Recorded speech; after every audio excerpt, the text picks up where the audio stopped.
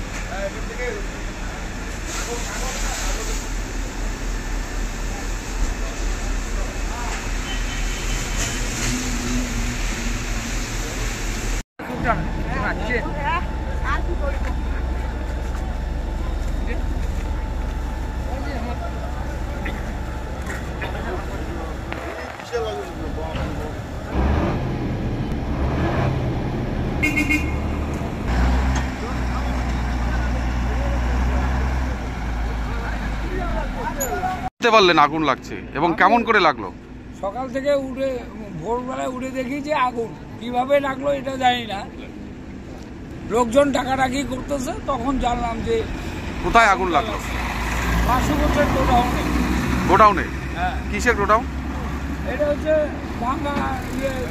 ভাঙড়ি godown. কিভাবে আগুন লাগলো জানা যাচ্ছে না?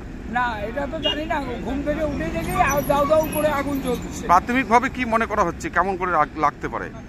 শর্ট সার্কিটে আগুন হয়তো লাগতে পারে। কিন্তু এখানে দেখা যাচ্ছে একটা ভয়ঙ্কর কাণ্ড, দুটো ট্রান্সমিটার দখল করে এই ব্যবসা চালানো হচ্ছে দেখা যাচ্ছে। দেখেন এটা। হ্যাঁ, সে তো পিডব্লিউ ট্রান্সফরমার উপরেই আছে। তো এটা কি ঠিক? এটা প্রশাসন ঠিক করবে।